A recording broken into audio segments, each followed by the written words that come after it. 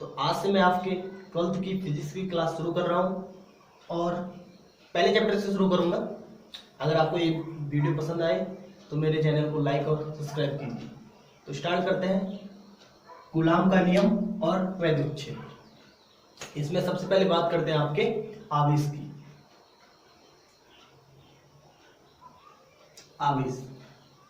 आवेश को कैसे समझे हम? माने बात, हमारे पास दो वस्तुएं हैं। हमारे पास क्या है? दो वस्तुएं हैं और हम इन दोनों को आपस में रगड़ते हैं। तब क्या किया हमने कि कागज का छोटे छोटे टुकड़े लिए। ठीक है, कागज के छोटे छोटे टुकड़े लिए तो हम देखते हैं कि ये कागज के टुकड़े क्या हो जाएंगे, इन वस्तुओं की ओर क्या हो जाएंगे, आकर्षित हो जाएंगे। इसी को क्या बोलते हैं? आवेश बोलते हैं। ठीक है, हमारे पास आवेश दो प्रकार के होते हैं। एक होता है धनावेश और एक होता है ऋण आवेश। एक होता है धनावेश, एक होता है ऋण आवेश। ठीक है, अब देखो इनके भी गुण होते हैं। यदि दो समान आवेश, यदि दो समान आवेश क्या करते हैं आपके, ठीक है, दो धन, उनके बीच क्या लगेगा? प्रतिकर्षण का बल लगेगा। ठीक है, प्रतिकर्षण का बल। ठीक है, और दो अगर विपरीत आवेश है, विपरीत आवेश मतलब एक पॉजिटिव है एक नेगेटिव है, एक पॉजिटिव है। ठीक है, तो इनके बीच क्या लगेगा? आकर्षण का बल लगेगा। ठीक है, हमारे पास दो आवेश होते हैं, एक धनावेश एक ऋण आवेश। ठीक है, यदि दो समान आवेश हैं तो उनके बीच प्रतिकर्षण बल लगता है और यदि दो विपरीत आवेश है तो उनके बीच आकर्षण का बल लगता है। ठीक है, उसके बाद करते हैं आवेश संरक्षण के नियम की। आवेश संरक्षण का नियम। आवेश संरक्षण का नियम क्या कहता है कि आवेश को न तो उत्पन्न किया जा सकता है और ना ही नष्ट किया जा सकता है। ठीक है ना, आवेश को न तो उत्पन्न किया जा सकता है और ना ही नष्ट किया जा सकता है। ठीक है, ये बातें आई समझ में? ठीक है, उसके बाद बात करते हैं जो आपके चैप्टर का पहला हुआ है कि कूलाम का नियम। ठीक है, तो कूलाम ने एक नियम दिया। कूलाम का नियम। कूलाम ने हमें क्या बताया कि यदि दो बिंदु आवेश, क्या बताया उसने कि यदि दो बिंदु आवेश, ठीक है, यहां पर हमने इनको ले लिया Q1 और Q2। ठीक है, दो बिंदु आवेश एक दूसरे से क्या है? r दूरी पर है। ठीक है, दो बिंदु आवेश एक दूसरे से क्या है? r दूरी पर है। ठीक है, तो उनके बीच लगने वाले बल में क्या संबंध होगा? ठीक है, तो क्या है वो नियम? देखो कि कूलाम ने क्या बताया कि यदि कोई दो बिंदु आवेश Q1 Q2 एक दूसरे से r दूरी पर है तो उन पर कार्य करने वाला बल बिंदु आवेशों की मात्रा के गुणनफल के अनुक्रमानुपाती तथा दूरी के वर्ग के व्युत्क्रमानुपाती होता है। ठीक है, मतलब कि क्या बताया उसने कि जो बल है F, हमारे पास जो बल क्या है? F है, वो प्रोपोर्शनल होता है किसके? प्रोपोर्शनल होता है, प्रोपोर्शनल किसके होता है? वो Q। तो जो कूलाम का बल होता है वो प्रोपोर्शनल होता है किसके? Q1 इंटू Q2 के। ठीक है, और व्युत्क्रमानुपाती होता है दूरी के वर्ग के। ठीक है, यह है आपके कूलाम का नियम। कूलाम का नियम क्या कहता है कि दो बिंदु आवेशों के बीच की दूरी यदि r है तो उन पर लगने वाला बल उन उनकी मात्रा के गुणनफल के अनुक्रमानुपाती तथा दूरी के वर्ग के व्युत्क्रमानुपाती होता है। यहाँ पर अगर हम प्रोपोर्शनल का चिन्ह हटाते हैं तो आपके पास f बराबर क्या क्या मिल जाता है, 1/4 pi epsilon 0 Q1 Q2 upon R square. ठीक है, ये एप्सिलॉन 0 क्या है आपके पास, निर्वात में वैद्युतशीलता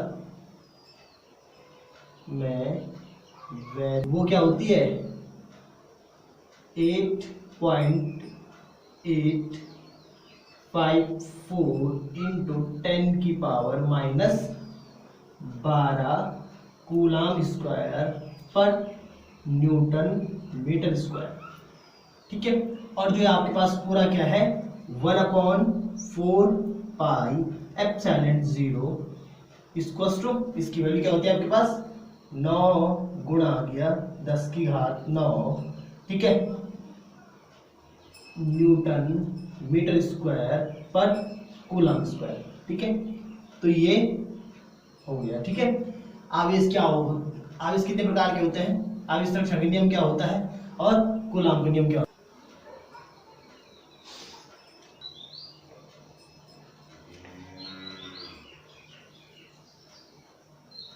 तो अब बात करते हैं कि कूलम के नियम के बाद वैद्युत क्षेत्र की, वैद्युत क्षेत्र। ठीक है सर, तो वैद्युत क्षेत्र क्या होता है कि यदि कोई बिंदु आवेश है और उसके चारों ओर एक क्षेत्र है। ठीक है, उसके चारों ओर क्या एक क्षेत्र है। ठीक है ना, उस क्षेत्र पर अगर हम किसी अन्य आवेश को लाते हैं, उस क्षेत्र पर यदि हम किसी अन्य आवेश को लाते हैं और वह अन्य आवेश क्या करे, आकर्षण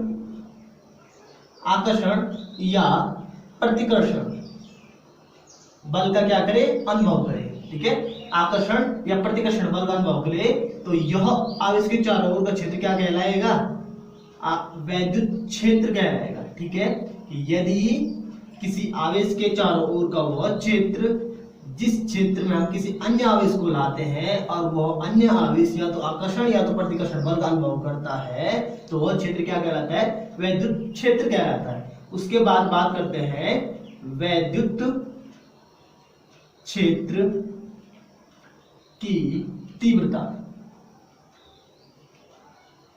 ठीक है, तो वैद्युत क्षेत्र की तीव्रता क्या होती है कि यदि किसी आवेश को, ठीक है ना, यदि किसी आवेश को हम कहां लागे, वैद्युत क्षेत्र में लागे। ठीक है ना, तो उस पर लगने वाला बल कोई भी हो सकता है, या तो प्रतिकर्षण होगा या तो आकर्षण होगा, लगने वाला बल तथा आवेश की मात्रा का अनुपात क्या कहलाता है, वैद्युत क्षेत्र की तीव्रता कहलाता है। ठीक है, यदि किसी आवेश को हम क्या करते हैं, वैद्युत क्षेत्र में लाते हैं तो उस पर लगने वाला बल और क्या, उस आवेश की मात्रा का अनुपात क्या कहलाता है, वैद्युत क्षेत्र की तीव्रता कहलाता है। तो ये हो गया आपके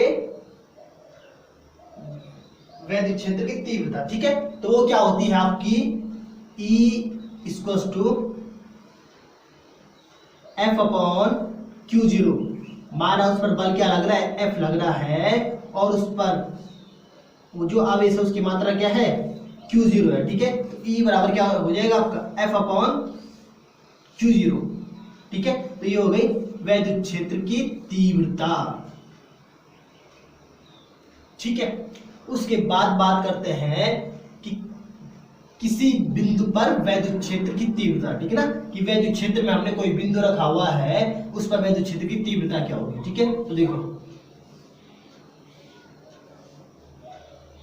वैद्युत क्षेत्र के किसी बिंदु पर तीव्रता। ठीक है, यह वैद्युत क्षेत्र की तीव्रता। ठीक है, ठीक है। अब देखो प्रावैद्युतांक किसको बोलते हैं कि यदि निर्वात में वैद्युत तीव्रता और क्या माध्यम में वैद्युतशीलता का अनुपात क्या कहलाता है? आपका प्रावैद्युतांक कहलाता है। ठीक है, इसको हम किससे कर रहे हैं? यहाँ पे के से बता रहे हैं। ठीक है, तो अब देखो कि माना कोई बिंदु आवेश ओ पॉइंट पे रखा हुआ है। ठीक है ना, ये बिंदु आवेश है ओ पॉइंट पर। ठीक है, इससे आर दूरी पर स्थित, इससे आर दूरी पर स्थित क्या है? एक बिंदु P है, एक बिंदु क्या है? P है। ठीक है ना, और इस पर हमने क्या निकालनी है? वैद्युत क्षेत्र की तीव्रता निकालनी है। इस इस P बिंदु पर हमने क्या निकालनी है? वैद्युत क्षेत्र की तीव्रता निकालनी है। ठीक है, अब आपको पता है, अब ये जो यहां पर आवेश है इसको हम किससे दिखाएंगे? Q0 से। ठीक है, अब आप जानते हैं कि फोर्स, कूलॉम के नियम से फोर्स क्या होता है? F बराबर 1/4 पाई एप्सिलॉन 0। ठीक है, और क्या? Q इंटू Q0 अपॉन, या इसको क्या बोलते हैं? Q0 भी पढ़ते हैं। ठीक है, अपॉन R का स्क्वायर। ठीक है, लेकिन आप जानते हैं कि तीव्रता की परिभाषा से E बराबर क्या होता है? E बराबर होता है आपका F अपॉन Q0। तो यहाँ पर F की वैल्यू रखेंगे तो क्या हो जाएगा? E बराबर 1/4 pi epsilon 0 Q into Q0 upon R का स्क्वायर इंटू 1/Q0। ठीक है, इससे ये कट जाएगा। ठीक है, तो आपके पास तीव्रता क्या आ जाएगी? E बराबर 1/4 pi epsilon 0 Q upon R का स्क्वायर। ये आ गया आपके पास तीव्रता। ठीक है, इसको नोट करो, मैं इसको क्लीन कर रहा हूं।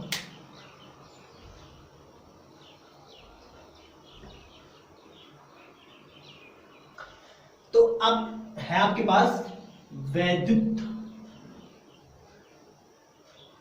बल रेखा। तो वैद्युत बल रेखा क्या होती है कि वैद्युत क्षेत्र में खींचा गया वह काल्पनिक एवं निष्कोण वक्र जिस पर स्वतंत्र रूप से धनावेश चल सके। ठीक है ना, कि वैद्युत क्षेत्र में खींचा गया वह काल्पनिक एवं निष्कोण वक्र जिस पर स्वतंत्र रूप से या पृथक रूप से क्या चल सके? धनावेश चल सके। ठीक है ना, इसको क्या बोलते हैं हम? वैद्युत बल रेखाएं बोलते हैं। ठीक है ना, वैद्युत बल रेखाएं आपस में एक दूसरे को कहीं पर नहीं काटेगी, काटती नहीं है। ठीक है, पहली बात। दूसरी बात, ये धनावेश से शुरू होती है और ऋणावेश पर खत्म हो जाती है। ठीक है, और तीसरी बात कि ये क्या होती है? बंद और खुली दोनों वक्रों में पाई जाती है। ठीक है, बंद और खुली दोनों वक्रों में पाई जाती है। ठीक है, उसके बाद बात करते हैं वैद्युत गुरुत्वाकर्षण। ठीक है, वैद्युत गुरुत्वाकर्षण। ठीक है, तो वैद्युत गुरुत्वाकर्षण क्या होता है? कभी भी कोई दो आवेशित अगर वस्तु है, दो आवेशित वस्तुएं हैं और उनका द्रव्यमान क्या है? m1 m2 है और उनके बीच की दूरी क्या है? r है। तो उनके बीच क्या लगेगा? गुरुत्वाकर्षण बल लगेगा। उसको हम किससे दिखाते हैं? F small g equals to capital G। इनके बीच क्या हो जाएगा? दूरी r है और द्रव्यमान क्या है? m1 m2। तो यहाँ पे क्या होगा? m2 होगा। ठीक है, यहाँ पे क्या होगा? m2 होगा। तो m1 into m2 upon r का स्क्वायर, ये हो गया आपका गुरुत्वाकर्षण बल। ठीक है, ये क्या हो गया आपका? गुरुत्वाकर्षण बल। अब गुरुत्वाकर्षण बल और वैद्युत बल में क्या अंतर है कि ये सिर्फ क्या लगेगा? इसमें आकर्षण ही लगता है। ठीक है, इसमें प्रतिकर्षण नहीं लगेगा कभी भी नहीं। और वैद्युत जो बल होता है उसमें आकर्षण और प्रतिकर्षण दोनों बल लगते हैं। ठीक है ना, अब उसके बाद बात करते हैं वैद्युत द्विध्रुव की। ठीक है, तो वैद्युत द्विध्रुव वह निकाय है, वैद्युत द्विध्रुव वह निकाय है जिस पर क्या होंगे? दो आवेश समान होंगे। ठीक है ना, दो आवेश क्या होंगे? समान होंगे। ठीक है, लेकिन क्या होंगे? एक दूसरे से क्या होंगे? विपरीत होंगे। समान होंगे लेकिन एक दूसरे से विपरीत होंगे और अल्प दूरी पर होंगे। क्या होंगे? अल्प दूरी पर। ठीक है ना, माना हमने उस अल्प दूरी को किससे लिख रखा है? 2l से। उस अल्प दूरी को किससे लिख रखा है? 2l से। ठीक है ना, तो एक माइनस में होगा, एक पॉजिटिव में होगा। ठीक है ना, क्योंकि विपरीत है एक दूसरे से। ठीक है, तो ये हो गया आपका वैद्युत द्विध्रुव। ठीक है, इसी प्रकार से एक होता है वैद्युत द्विध्रुव आघूर्ण। ठीक है, तो जो वैद्युत द्विध्रुव आघूर्ण होता है वैद्युत विद्युत आघूर्ण। ठीक है, तो वैद्युत विद्युत आघूर्ण क्या होता है, इसको हम P से लिखते हैं। ठीक है, तो ये क्या होता है कि आवेश गुणा गया बीच की दूरी। ठीक है, तो ये हो गया आपका वैद्युत विद्युत आघूर्ण। ठीक है, इनको नोट कीजिए, मैं इसको क्लीन कर रहा हूं।